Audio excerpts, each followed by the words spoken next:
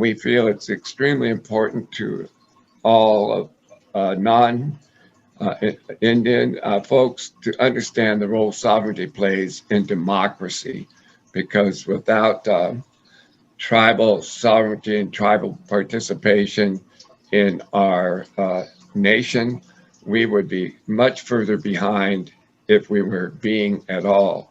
You could just look at the natural resources, whether it's water, fish, the forest, that in the state of Washington, without the tribes, we might have lost the salmon already. And the human development around resurrecting and increasing the what we call the cultural spiritual power. It's a term we get from Dr. King, but the tribes are leading the way on making sure that language and traditional foods and medicines and a certain consciousness of being is leading the way. You could say that the danger of mainstream or white America for sure is the loss of culture. And when we lose our culture, we're dangerous, because then we're looking at the world as an individual tiny dot, and we don't have a community to care for or a community to be part of. Sovereignty for us is just the right to govern ourselves. You know, it wasn't too long ago where we weren't able to make decisions on our own. We had the Bureau of Indian Affairs, which falls under the Department of Interior, who made all the decisions for us. Who better to run our business, our own internal business, than ourselves?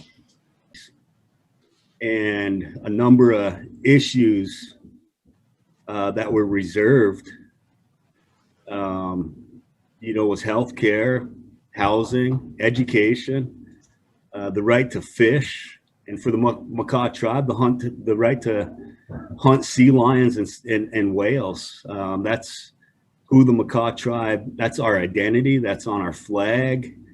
The Thunderbird and whale. A little story about the Makah Tribe. You know, we've always been in the same exact spot since the beginning of time. We weren't moved. A lot of other tribes were moved from one location to another.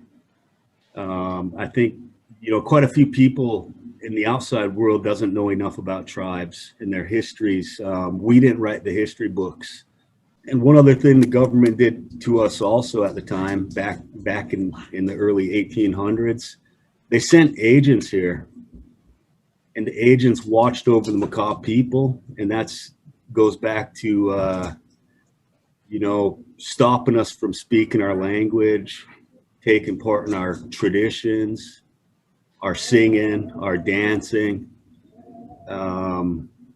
They took our kids and sent them off to boarding schools, to God, I don't even know where. We have no idea. You know, they were taking our women, and that's how they tried getting rid of us.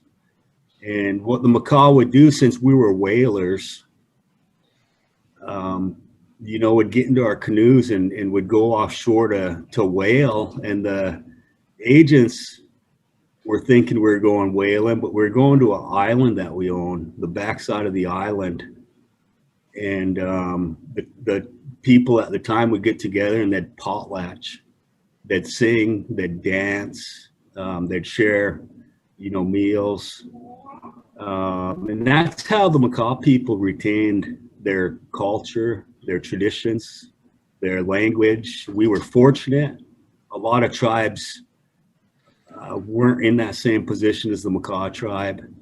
So the Makah Tribe has a really, really strong history tied to their culture, their traditions, and it's a living culture.